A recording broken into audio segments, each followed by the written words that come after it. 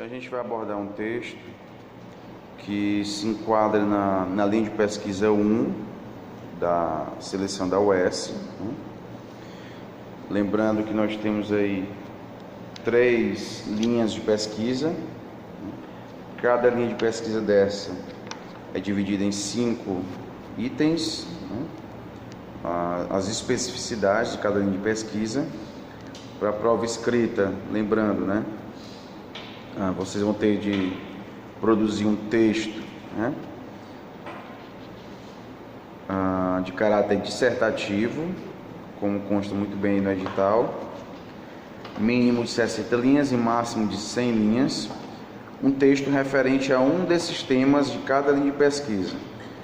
O lado positivo é que justamente vocês não vão ter nenhuma surpresa na hora da prova, porque vai cair aquilo que já está no edital. Então, se o seu tema é o tema 1, então você vai treinar a escrita de um texto dissertativo em cada um desses núcleos aí, em cada uma dessas especificidades. Vai treinando mesmo. Então, você pega o tema 1, aí tem, por exemplo, um panorama das variadas vertentes teóricas sobre os estudos dos gêneros textuais e discursivos. Você vai pegar as palavras-chave que constam aí nesse tema: gênero textual, gênero discursivo. Se ele põe aí gênero textual / gênero discursivo, é porque existe alguma diferença também, E você explicar que você entende que existe uma diferença entre gênero textual e gênero discursivo também é muito bom na hora da prova. Aí você já vai treinando a escrita de cada, tá no edital, de cada item desses, treina dos 5 itens, depois treina novamente, reescrita, A gente vai fazer um simulado, o simulado vai estar lá no site para vocês, e a partir da correção desse simulado vocês vão corrigindo aquilo que precisa ser corrigido, na escrita de vocês. Mas assim, o lado bom, justamente, que eu vejo, é esse, Ele já traz as especificidades. Você treinando em casa não vai ter nenhuma surpresa lá. Então você pode aplicar aquele texto que você já estava treinando em casa. E outro ponto positivo também é que vocês podem ver as referências, que constam em cada núcleo desse. O próprio edital já traz, quando nós temos aí informações sobre o professor orientador e as pesquisas que já vem desenvolvendo, os referenciais teóricos, todos eles constam no edital. Tem esse lado positivo também, O edital de linguística da UES é show de bola, Porque ele traz as informações sobre os professores, Outros editais também trazem, mas não com esse detalhe, Nós podemos ver no edital. Traz também informações sobre o projeto. Muitos editais também trazem, mas apenas os itens, que devem constar no projeto. Esse edital aqui, ele explica os itens, Ele é bem didático mesmo. Então, se der uma olhadinha, ele diz lá no tema, a justificativa, o que se entende por justificativa, ele já vai descrevendo tudo isso, Muito bom, isso da UES. E assim, é o mais indicado, porque muita gente que vai tentar é gente leiga nesse assunto, de texto acadêmico, um projeto, Então por mais uma questão assim de democratização, de você dar possibilidades àqueles que não tiveram uma formação inicial baseada assim na pesquisa acadêmica, eles possam saber mais ou menos assim como é que é essa seleção, como é que é esse texto que eles estão querendo, E esse edital é muito bom nesse sentido, Tem editais de seleção de pós-graduação que trata tudo como se fosse assim, tudo místico, Assim, não vai ser disponibilizado nenhum modelo de projeto e tal, para a pessoa. É como se a pessoa tivesse de adivinhar, o que eles estão querendo, E o edital da UES, justamente o contrário, já traz tudo bem direitinho aí para vocês, Pois bem, então assim, o texto que a gente vai abordar hoje, ele pertence à linha de pesquisa 1, né? É um texto que traz aí quase que uma resenha, né, do livro Multiletramentos na Escola.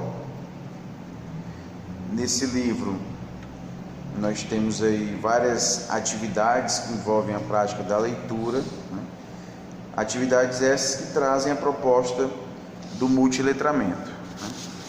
O multiletramento que está presente aí na linha de pesquisa 1. Vocês dando uma olhadinha na descrição da linha 1, vão encontrar multiletramento. E é um texto que a gente pode abordar aqui vários assuntos, né, através desse texto, ok? Então vamos lá. Multiletramentos na Escola é um livro publicado pela Parábola Editorial, né? Os livros da Parábola não são livros muito caros, né? Assim, esse aqui deve custar na faixa de R$30, né? Poucos. É um livro que traz muitas sugestões de atividades, né? Da Roxane. Então vamos lá. O livro é uma coletânea de trabalhos colaborativos que resultaram de 3 cursos ministrados em 2010 pela professora Roxane. 2 desses cursos foram disciplinas regulares de pós-graduação no Instituto de Estudos da Linguagem da Universidade Estadual de Campinas, onde ela atua, e outro mini curso de verão para o mestrado em Estudos Linguísticos da Universidade Federal do Mato Grosso. A organização dessa coletânea resulta da colaboração entre Rojo,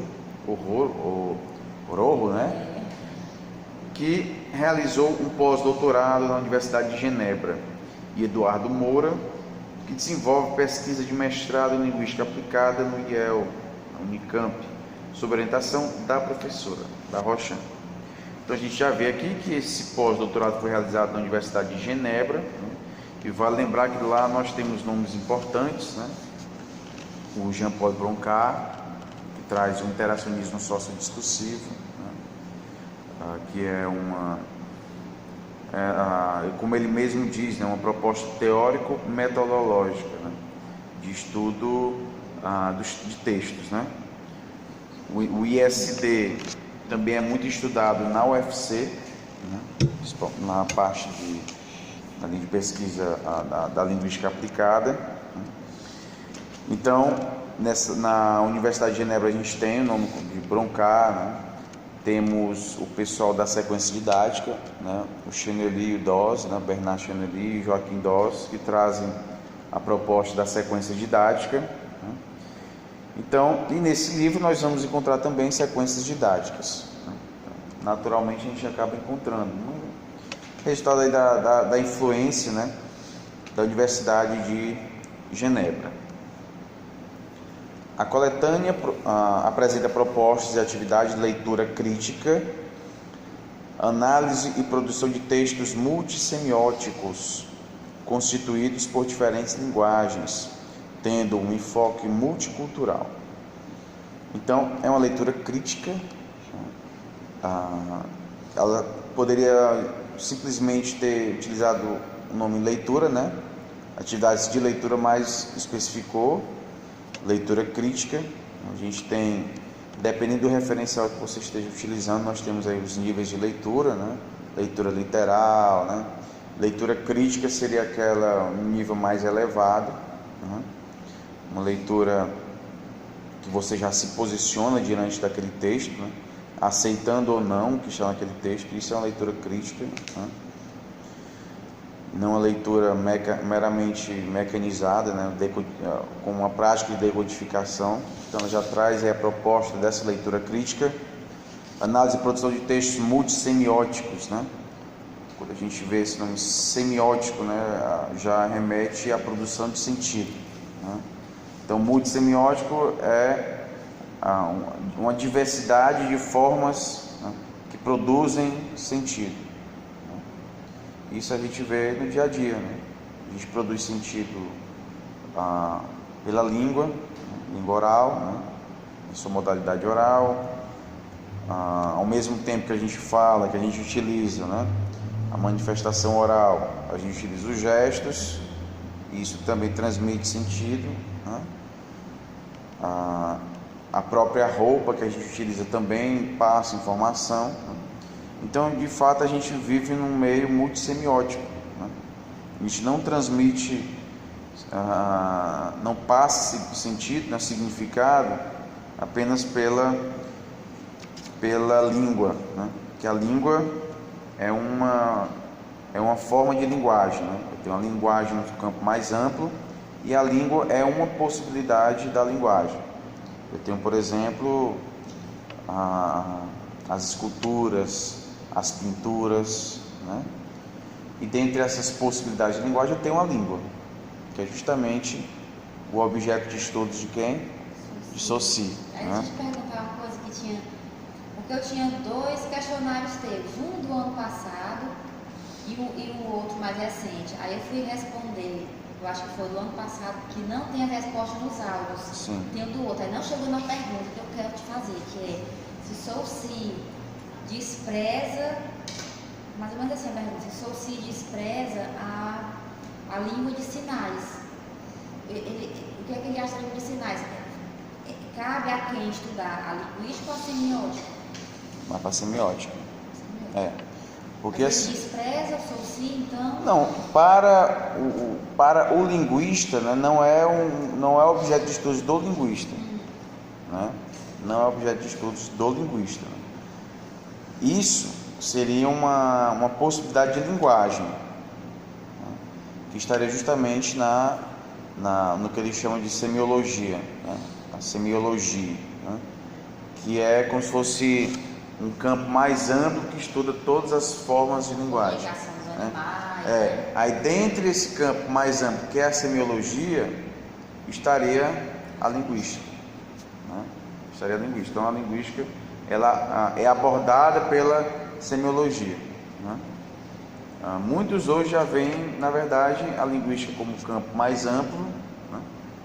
Não apenas com foco na língua, né? Mas aborda outros aspectos também, como a questão pragmática, né? E tudo mais.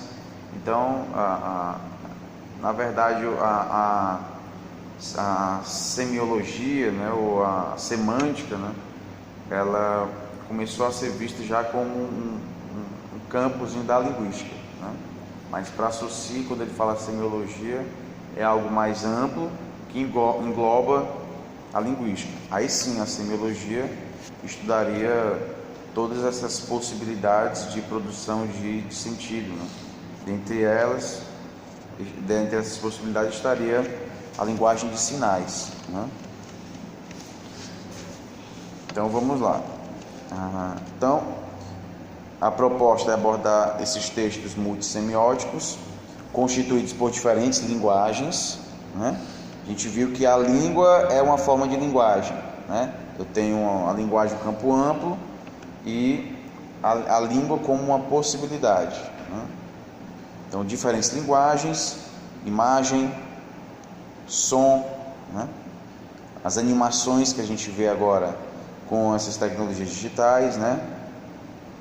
Tendo um enfoque multicultural, envolvem, sobretudo, o uso de novas tecnologias digitais de comunicação e informação, no dizer de uns dos autores, permitem a criação e uso de imagem, som, animação e a combinação dessas modalidades, né?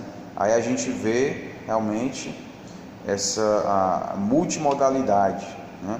É tudo se combinando para produzir significados, né? É o que a gente vê muito na publicidade, a gente vê muito mesmo, e é alvo de várias pesquisas, né? Multimodalidade na publicidade.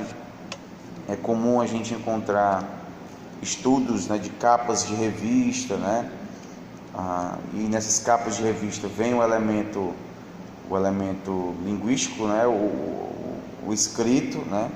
Só que essa análise é feita na junção do escrito com as cores, com as pinturas, os desenhos, né? Então tudo isso acaba contribuindo para passar uma mensagem, né? O interessante é que muitas dessas mensagens acabam não sendo assimiladas por nós de forma consciente. Ou seja, é como se eles passassem a mensagem para a gente, mas a gente não percebesse, não percebesse, né, que essas mensagens estavam sendo passadas. É o que a gente chama das mensagens subliminares, né? Eles passam uma mensagem, transmitem uma mensagem, a gente não tem consciência de que está recebendo essa mensagem, mas a gente recebe.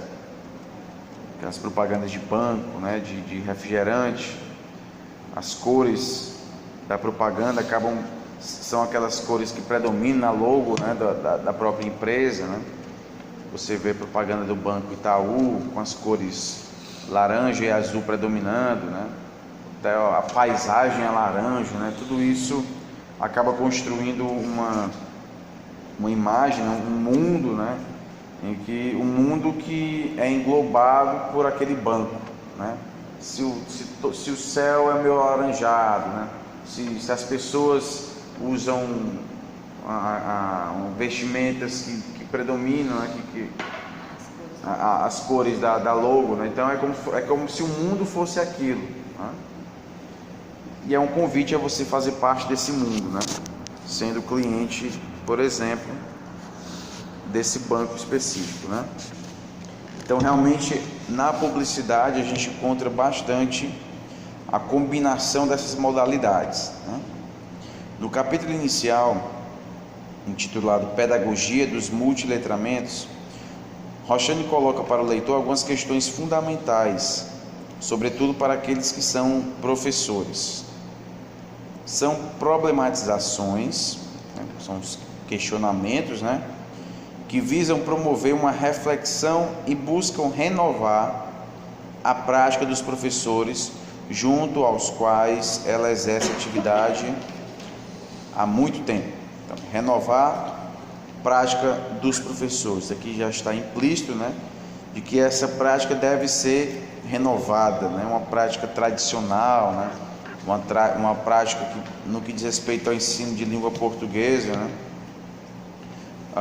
uma prática mecanicista, né, trata a língua como algo imutável, né, descontextualizada, né. Então, a proposta é justamente renovar, trazendo os multiletramentos, né. E para você abordar multiletramentos na escola, realmente você tem que desfazer de muitos aspectos dessa prática tradicional, né, de se ensinar a língua portuguesa. Se o seu foco é apenas no texto, né? E claro, depende muito do que você entende por texto, aí você vai se fechar para essa proposta dos multiletramentos. Trabalhar multiletramento é trabalhar com diferente, né? Trabalhar com heterogeneidade. E a gente sabe que em sala de aula, trabalhar na perspectiva da heterogeneidade dá mais trabalho, né? É mais cômodo para o professor tratar todo mundo de forma homogênea. Todos são iguais. Se todos são iguais, basta a mesma prática e pronto, né? Mas nessa proposta da heterogeneidade, né, os alunos com suas especificidades, né, as turmas com suas especificidades, cada turma tem um ritmo diferente, né? Isso realmente dá mais trabalho, principalmente para o professor que trabalha três expedientes, né, 3 turnos. Ele acaba encontrando meios para fazer com que o seu trabalho se torne menos desgastante possível. E realmente trabalhar nessa perspectiva de homogeneizar as turmas é mais cômodo, né? É menos desgastante para o professor. As questões colocadas na publicação são instigantes e sustentam as propostas didáticas apresentadas nos capítulos seguintes.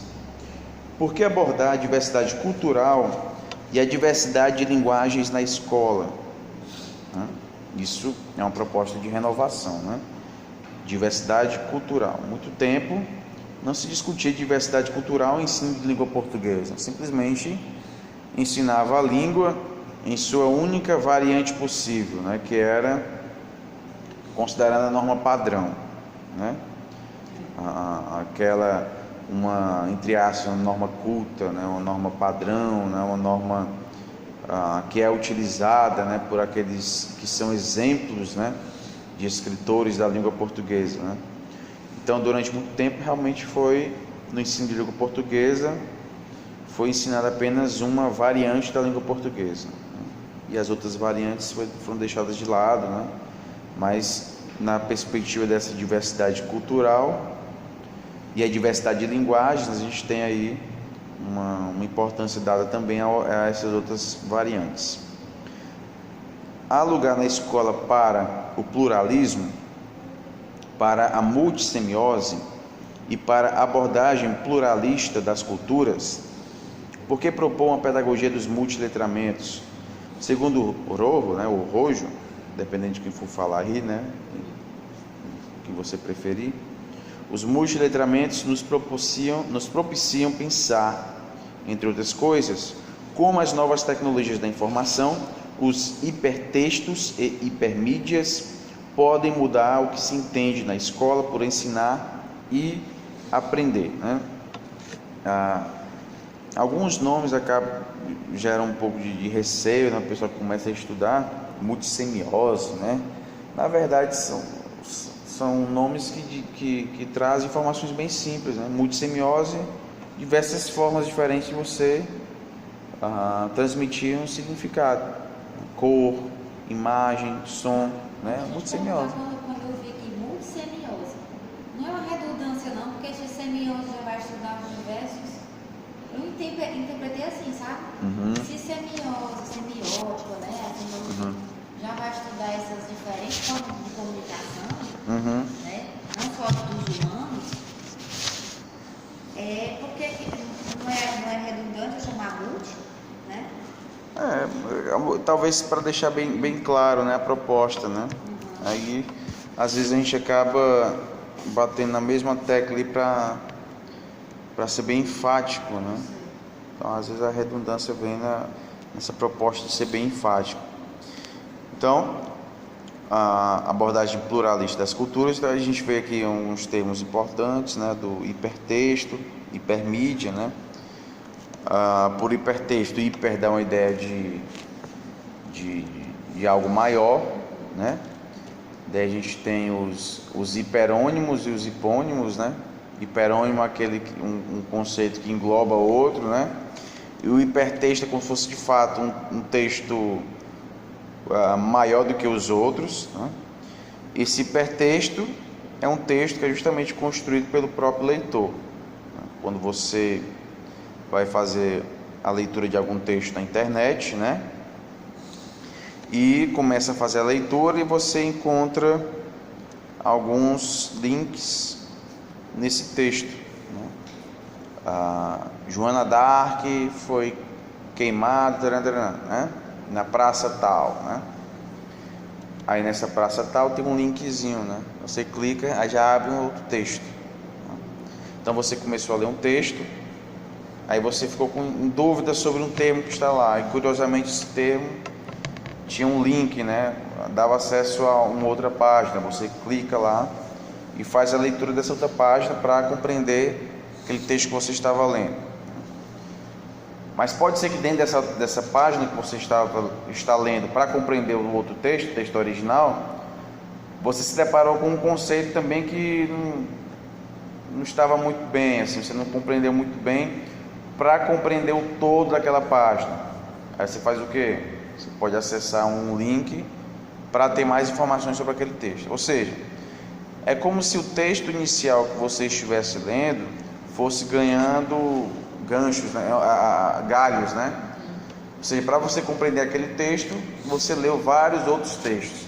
Então, aquele texto é como se tivesse sido construído por diversos outros textos, né? Daí a gente tem a ideia do hipertexto, é um texto muito grande, né?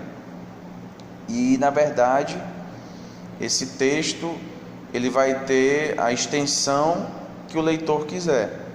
Se o leitor tiver dúvida em relação a algum tema, ele vai acessar um outro texto e vai assim aumentando a extensão daquele texto que ele estava lendo, né?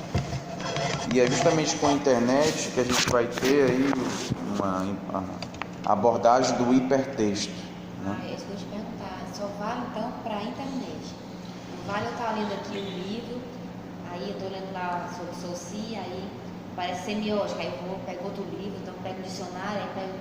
Não vale esse livro. Assim, a gente vê mais essa proposta do hipertexto na internet, né? Mas você pode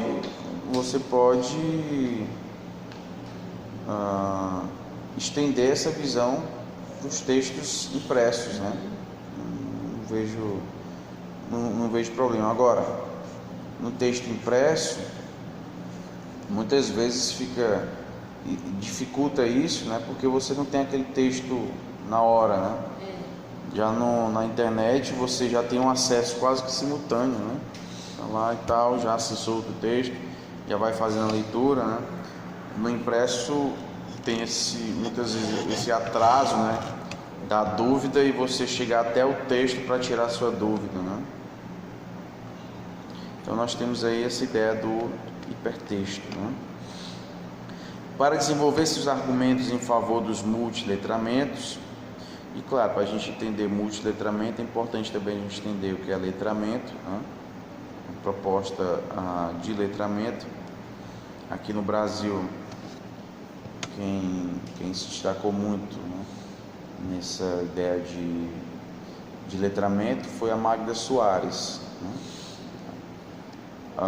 Se utilizou também de pesquisas da Ana Teberoski, né, e da Emília Ferreira, proposta de alfabetização, né, que abordam a psicogênese da escrita. Só que a Emília Ferreira, a Ana Teberoski, ao abordar a alfabetização, já consideravam o letramento, né. Aqui no Brasil, a Magda Soares, por exemplo, prefere trabalhar com conceitos diferentes, né, letramento e alfabetização, né. Mas a proposta é a mesma, é alfabetizar letrando. Então, se existe processo de alfabetização, que esse processo de alfabetização venha juntamente com as práticas de letramento. E falar de letramento não é falar apenas de textos escritos alfabéticos, né? Existe letramento que não dizem respeito exatamente a textos escritos, né? Textos alfabéticos, né? Às vezes o menino vê uma garrafa da Coca-Cola, ele sabe que é Coca-Cola que está ali. Assim, mesmo sem ele saber ler, ele sabe que aquilo ali é uma garrafa da Coca-Cola. Ele sabe que aquilo ali, sei lá, é uma marca tal, mesmo sem ler, apenas pelo desenho, né? Ele consegue identificar a marca, né? E por aí vai. Então, assim, letramento não envolve apenas o conhecimento da língua escrita, né? Língua escrita alfabética. Existem outras práticas de letramento que não envolvem exatamente a escrita alfabética, né? Como a gente encontra propostas de letramento matemático, letramento em áreas específicas, na geografia, na história, interpretar mapas, né? Utilizar um computador, por exemplo, né? Isso são práticas de letramento. Então é que não existe uma pessoa que seja iletrada, né? Não existe letramento zero, né? O que existe são graus de letramento, né? Então ela traz essa proposta dos multiletramentos, né? Ou seja, a gente já sabe que não vai ficar restrito à língua escrita, né? À língua alfabética. Justamente como a gente já viu, existem outras formas de transmitir um significado, né?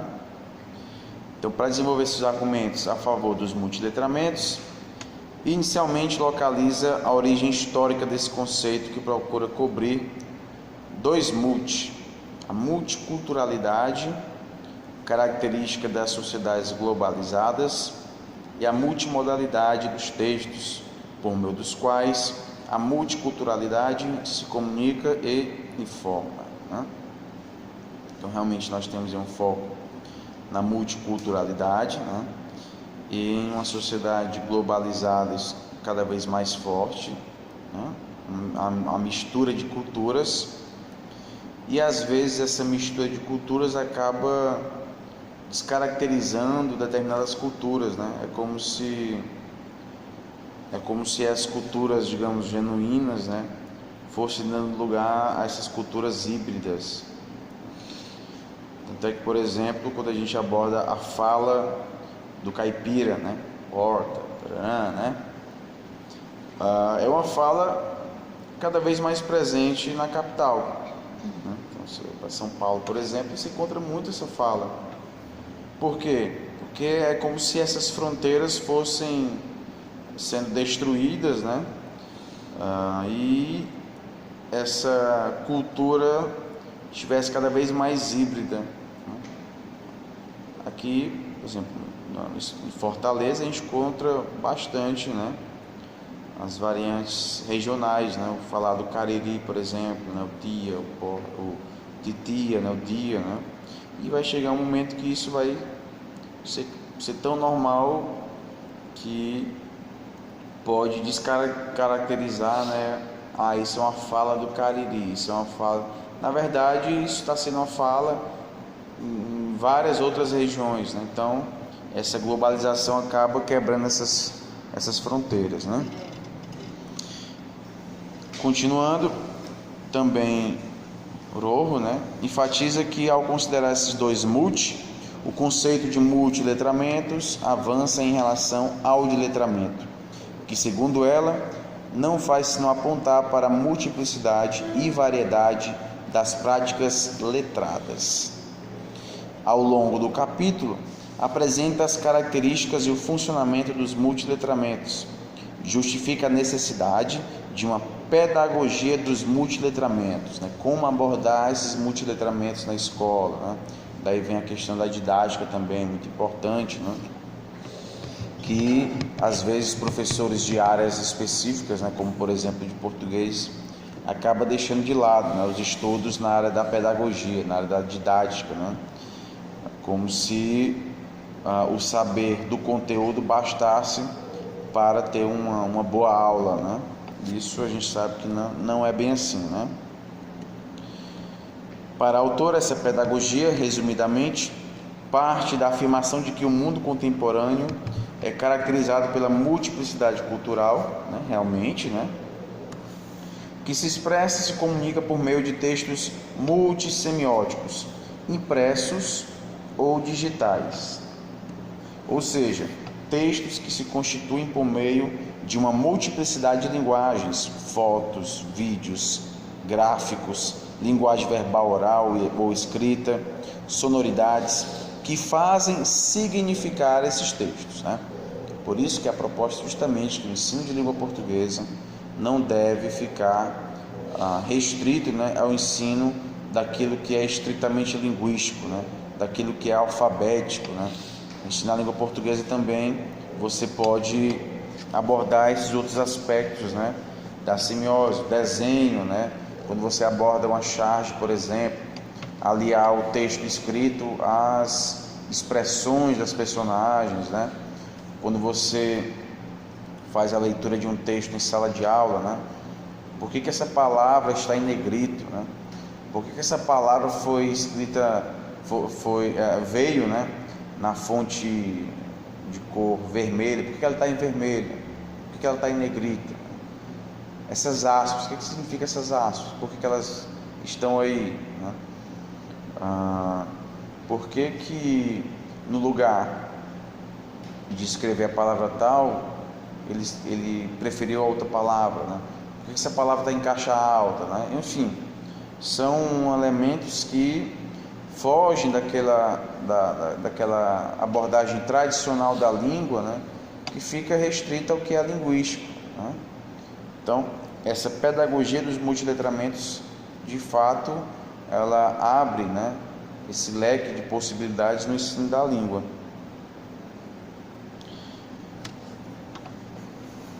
Essa multimodalidade, multissemiose ou multiplicidade de linguagens exige multiletramentos. Quer dizer, exige, nos dizeres de Rojo, né, capacidades e práticas de compreensão e produção de cada uma delas. multiletramentos para fazer significar. Ou seja, é como se a gente também estivesse ensinando, né, nessa pedagogia dos multiletramentos, a interpretar as cores. Tá vendo aquela cor ali nesse texto, né? Ó, geralmente quando aparece essa cor, o autor quer passar essa ideia, tal e tal, né? Ou seja, é como se você estivesse letrando esse aluno, né, no que diz respeito àquela possibilidade de transmissão de significado. Pronto, vou abordar as cores aqui, né? O que as cores representam, né? As imagens, o que essas imagens representam? Quando essa imagem está em cima do texto, quando está embaixo, quando está à direita, à esquerda, né? Tudo isso tem um porquê, né? Então, abordar isso com os alunos é abordar esses outros letramentos, né, que não ficam restritos ao que é linguístico, né? Então é como se a gente estivesse ensinando a interpretar cores, interpretar sons, interpretar imagens, né? São os multiletramentos. Os multiletramentos são híbridos, como foi acima apontado. São interativos, segundo o Rojo, né? São colaborativos, sobretudo se pensarmos na tecnologia digital e suas ferramentas, como por exemplo o blog. Então realmente são interativos, né? Muitos deles você pode clicar, aí tem uma animação, né? Você clica, de repente muda de cor, enfim, né? Você pode escrever, responder aquele texto, né? Então é como se estivesse realmente interagindo com esse texto, né?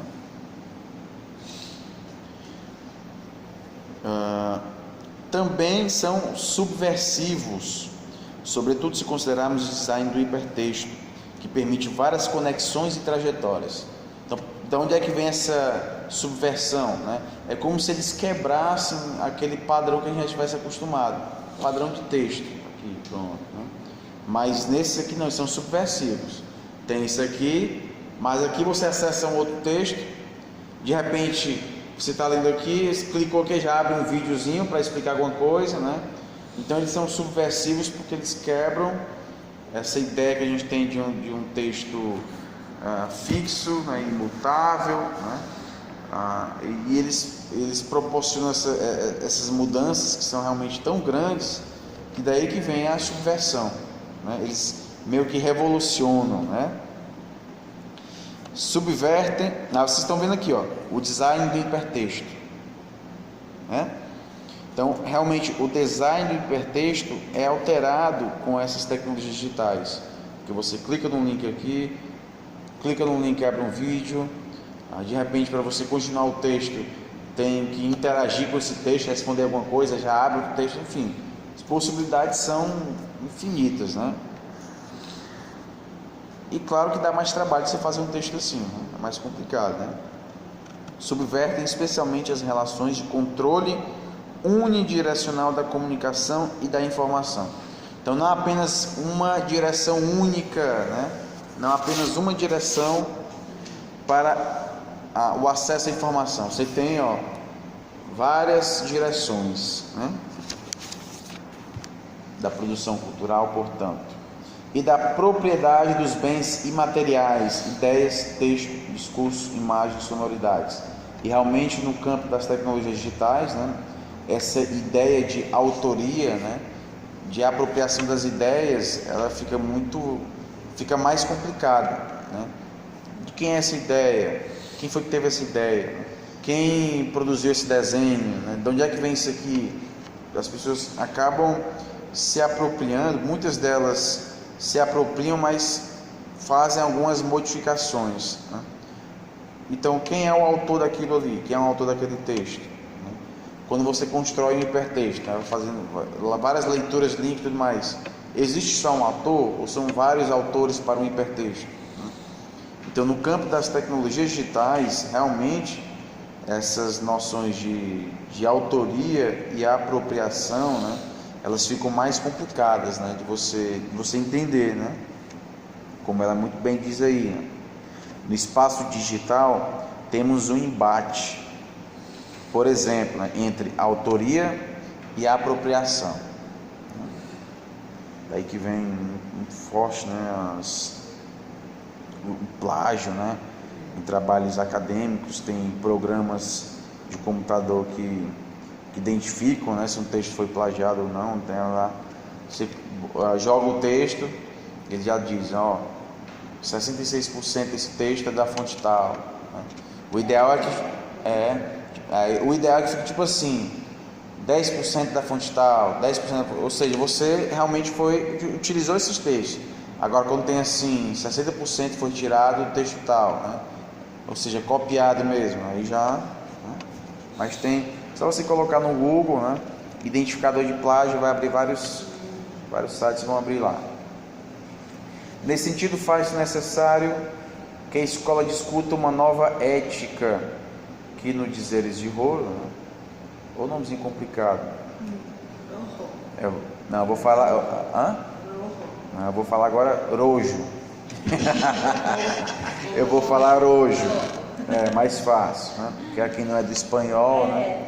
Falar rojo. Não se baseie tanto na propriedade de direitos do autor, de rendimentos que se dissolveram na navegação livre da web, e que também discuta as novas estéticas que impregnam e constituem os textos contemporâneos multimodais para transformar o consumidor acrítico em analista crítico, né? Então, multimodal é a mesma coisa, é multimodalidade, ou seja, vários modos de você transmitir o significado. E associada à internet, ao meio de... Exatamente, com a internet. Só que a multimodalidade não necessariamente diz respeito à internet. Você pode encontrar multimodalidade, aqui tem multimodalidade. Multimodalidade são múltiplos modos de você transmitir significado, cor, som, enfim, né? Agora sim, de fato, a multimodalidade está sendo muito estudada no campo das tecnologias digitais, mas isso se confunde com o de óticos, Multissemiótico? Multissemiótico, exatamente. Multissemiótico, multimodalidade, são termos que acabam se casando, né? Agora sim, é porque, por exemplo, tem alguns teóricos que utilizam muito o nome multimodalidade, tem outros que utilizam multissemiose, né? Então, esse aspecto da nomenclatura muitas vezes diz respeito a um referencial teórico, né? Ele aborda mais esse conceito, né? Quer que a gente leia, não, Felipe, para ajudar? Pode ler, vamos lá. Agora aqui, né, os princípios básicos. Isso. Né? Os princípios básicos dessa pedagogia são: formar um usuário funcional que tenha competência técnica e conhecimento prático, criador de sentidos, entenda como diferentes tipos de texto e de tecnologias operam, analista e crítico, entenda que tudo o que é dito e estudado é fruto de seleção prévia, e transformador, usa o que foi aprendido de novos modos. Exatamente, então não é um usuário meramente consumidor, né? Ele está consumindo um texto, não. Ele é crítico, é isso? Ele é crítico, né? Ele já filtra aquilo que chega até ele, né? A gente pode até fazer uma relação com a proposta que Paulo Freire defendia, né?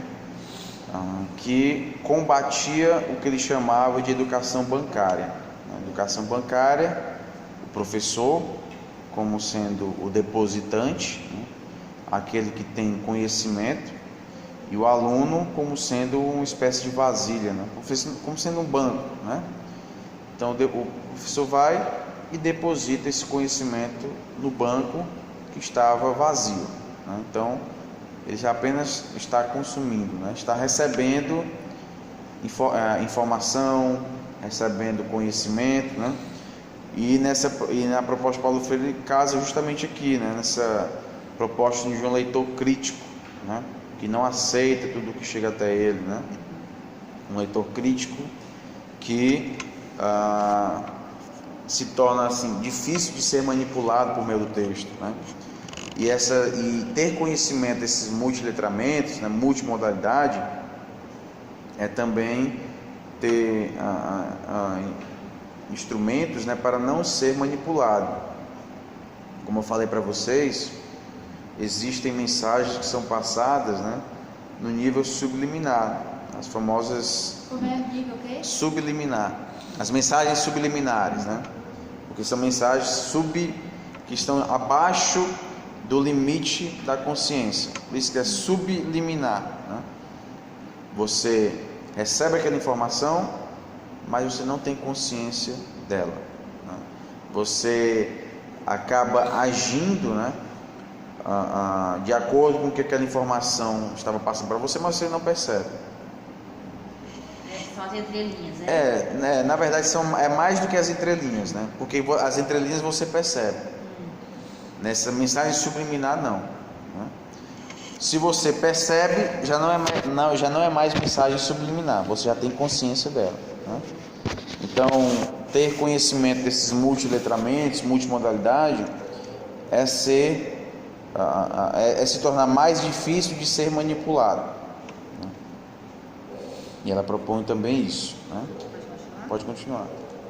Essa pedagogia envolve uma prática situada, ou seja, baseia-se inicialmente em práticas que fazem parte das culturas dos alunos, de massa, popular, erudita, em gêneros, mídias e linguagens por eles conhecidos. Envolve instrução aberta, ou seja, uma análise dessas práticas, gêneros, mídias e linguagens e de seus processos de produção e de recepção, o que se dá a partir de um enquadramento dos letramentos críticos que buscam interpretar os contextos sociais e culturais de circulação e produção desses designs e enunciados, tendo em vista uma prática transformadora. Exatamente, e justamente por se basear, né, em práticas que fazem parte da cultura dos alunos, é que a gente tem esse multiculturalismo, né? Porque realmente os alunos trazem as suas especificidades, né? A sua própria cultura, né? E lembrando que, e voltando aqui no aspecto do preconceito linguístico, né? Professor que despreza, né, uma variante que esse aluno traz, desprezar essa variante linguística é desprezar também a cultura dos alunos, né? Até porque a língua faz parte da cultura. Então, desprezou a língua, desprezou a cultura, né? Então, considerar essas práticas que realmente fazem parte da cultura dos alunos, né? E é justamente aqui que a gente encontra um ensino que seja significativo, né?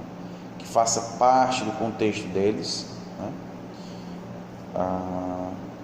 E considerando justamente a cultura deles, a gente já considera que eles já trazem conhecimento, né? E é em cima desse conhecimento, dessa cultura, que a gente vai propor a pedagogia dos multiletramentos, né? É uma pedagogia que não vai trazer algo que esteja fora do alcance, né, desses jovens, desses alunos, né? Pode continuar. Assim, trabalhar com multiletramentos envolve comumente o uso de novas tecnologias de comunicação e informação. Caracteriza-se como um trabalho que, na proposta de Roxo, parte das culturas e de referência do aluno e de gêneros, mídias e linguagens por ele conhecidos, para buscar um enfoque crítico, pluralista, ético e democrático, que envolva a agência de textos, discursos, que ampliem o repertório cultural na direção de outros letramentos valorizados ou desvalorizados. Implica a imersão em letramentos críticos. Exatamente, né? Então, o fato de a gente considerar a cultura, né, do aluno, né, a variante que ele nos traz, isso não quer dizer que a gente deva deixar de lado, né, aquelas variantes que são mais prestigiadas, né? É o que a gente fala, não, a gente não deve desprezar a fala do aluno, né, as variantes que ele traz. A gente deve aceitar, né? Agora, também a gente não pode deixar de levar para esses alunos, né, um aspecto da língua que eles não têm acesso, né? que é justamente aquele aspecto que é prestigiado, que é valorizado socialmente. E outra, às vezes eu fico pensando, que a gente é do ensino médio, né? Terceiro ano, aliás, o ensino médio todo, mas mais terceiro ano, o enfoque no Enem, aí me diga uma coisa, como é que o professor vai não repassar a norma culta, já que ele vai ser cobrado na redação, principalmente, Exatamente. né? Então é você só não, quando tu diz não aceitar, e o que o texto diz, né? Aliás, não rejeitar a fala, Desprezar. a cultura do aluno, significa dizer que você apenas não vai dizer, ó, você falou errado, não é assim que se fala, não é isso? Isso. Você tenta mostrar, eu faço nessa sala de aula, eu tento mostrar para eles que não existe o errado no falar, né? Agora existe uma cobrança maior na escrita, numa prova, né? Até porque se você entender errado, certo ou errado, né? Se você utilizar o que eles chamam, né, de língua padrão ou língua culta, em alguns contextos, você pode até não ser bem compreendido. Um contexto mais informal, às vezes você conversando com alguém que não teve uma escolaridade, né? Até os últimos anos da educação básica, por exemplo, ou mesmo chegou até os primeiros anos do ensino fundamental, né? E tem uma dificuldade muito grande no que diz respeito à língua padrão, à língua culta, que é chamada, né? Dependendo de como você se expressar, um texto escrito ou mesmo oralmente, você pode até não ser bem entendido. Agora, se você utiliza uma variante, aquela que não é prestigiada, né? Uma variante mais próxima da cultura de um determinado povo, enfim, né? De uma pessoa, você é bem compreendido. Então, essa ideia de certo ou errado, né? Ela é muito relativa, né? O que é certo para um contexto pode ser errado para outro, né? Até porque se você diz que é certo, ele deve ser certo em qualquer ambiente que for, né? É certo e pronto, né? E você dizer que é certo é porque todo mundo vai compreender aquilo ali. Se tem gente que não compreende aquilo, compreende outra variante, essa noção de certo já cai por terra, né? Vamos lá. Os capítulos seguintes trazem os trabalhos colaborativos que resultam, como já citado anteriormente, dos cursos ministrados pela professora Roxane Iroha. Seus autores, alunos desses cursos, reunidos em duplas ou trios, propõem-se a dar algumas ideias e subsídios para aqueles professores de língua portuguesa que querem trabalhar os multiletramentos com seus alunos. Essas propostas, que visam aos letramentos múltiplos, pretendem funcionar, com dizeres de Iroha, como protótipos, estruturas flexíveis e vazadas que permitem modificações por parte daqueles que queiram utilizá-los e em outros contextos que não o das propostas iniciais. Ou seja, de acordo com a própria pedagogia assumida por ela, esses protótipos estão abertos à produção daqueles que irão utilizá-los e que não devem ser vistos como meros usuários. Vou continuar. Os protótipos estão agrupados sob 2 títulos. Por uma educação estética... Aqui é o aspecto mais prático do livro dela, né? Das atividades que ela traz, né? E por uma educação ética e crítica. Compondo o primeiro título, encontramos trabalhos como Blog nos anos iniciais do Fundamental 1, a reconstrução dos sentidos de um clássico infantil, e Minicontos multimodais, reescrevendo imagens cotidianas. Nesta parte do livro, os autores enfatizam as análises críticas das estéticas e usos das línguas e formas em seus objetos de ensino. Sob a segunda titulação, encontramos, por exemplo, as propostas o Mangue Beat, nas Beat. aulas de português, videoclipe movimento cultural em rede e Radioblog, vozes e espaços de atuação cultural, em que os autores ressaltam a análise dos temas e do universo de valores que convocam, buscando uma ética crítica na análise dos textos enunciados. Os autores de cada protótipo o introduzem a partir de um pequeno texto no qual colocam os objetivos e as justificativas para as atividades por eles elaboradas. Alguns desses trabalhos estão no site da editora para download gratuito. Está aqui o link, né? Então, assim, é um livro muito bom, um livro que nos traz essa proposta dos multilitramentos, né? Tem um aspecto teórico também, né? Traz a definição de multilitramento, multimodalidade, e também pode ser utilizado pelo professor em proposta de atividades, né? Então tem muitas atividades nesse livro, o professor pode implementar na sua prática em sala de aula, na abordagem da língua, do ensino da língua, né? Em suas multiplicidades de forma de significado, né? Transmitir um significado. Ok? Então aqui foi a análise dessa obra. Quando a gente faz o estudo de uma resenha de um livro, né? Isso não substitui a leitura do livro completo. Então quem está nessa linha de pesquisa 1, aconselho a adquirir esse livro, Multilitramentos na Escola, ok? Dessa linha de pesquisa,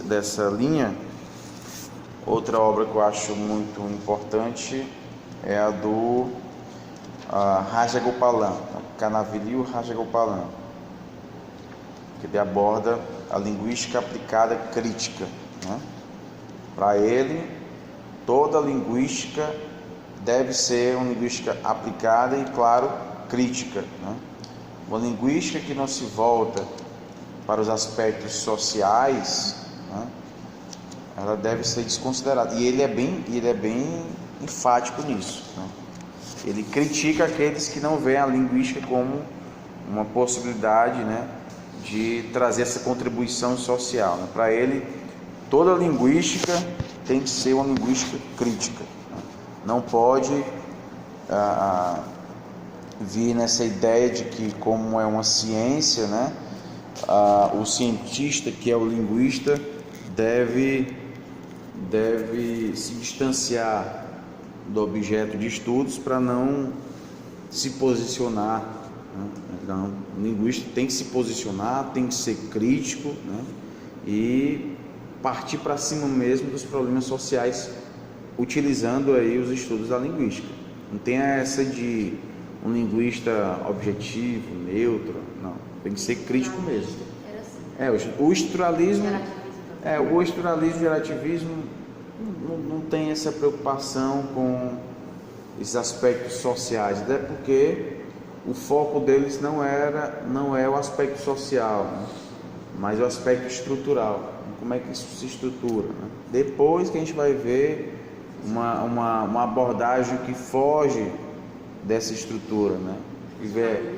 Aí também a gente tem a virada pragmática, né? A importância de se considerar pragmática nos estudos da língua. Quem a gente está falando? Qual o objetivo que está falando, né? A pragmática ela está dentro, tem a semiologia e tem a linguística. A pragmática está onde? Está dentro da semiologia. Tá. Mas a visão que nós temos hoje é que a linguística é o amplo, e a pragmática está dentro, né? Você não pode falar de língua hoje, pelo menos, né, seguindo alguns teóricos, né, sem falar do contexto físico, né, sem falar dos falantes, qual o objetivo dos falantes, né, o que eles queriam, o que eles querem, né, sem falar da situação, né. Bakhtin, ele trazia também esses aspectos pragmáticos, quando ele falava da enunciação, né. Todo enunciado ele é situado. Então, se eu produzir agora, ele é situado nesse momento. Se eu produzir o mesmo enunciado daqui a 2 dias, né, já vai ser um outro enunciado, porque a situação é outra. Vocês já não vão interpretar da mesma forma, né? Então, todo enunciado é situado. Se todo enunciado é situado, é como se todo enunciado fosse único, porque não tem como a gente repetir a mesma situação, né? Amanhã vocês já são outras pessoas, já tiveram contato com outros textos, conversaram, já leram, já tiveram experiências, enfim. Então esse texto amanhã, depois da manhã, não vai ter o mesmo significado que está sendo hoje.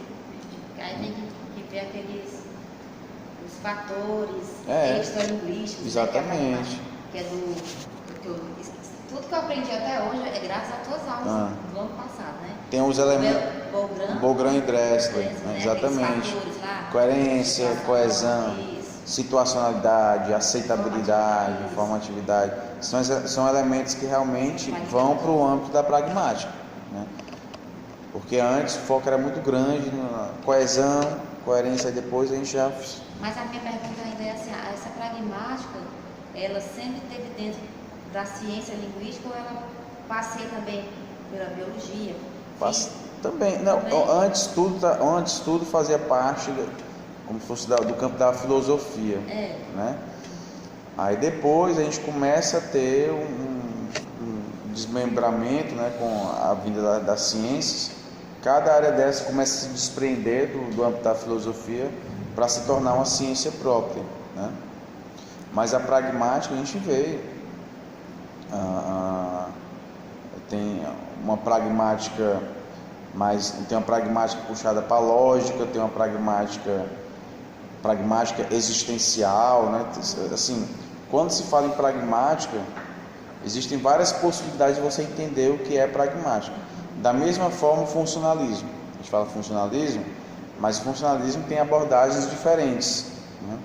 Tem aqueles que têm uma abordagem mais radical, tem outros que puxam o funcionalismo para um outro lado, assim, né?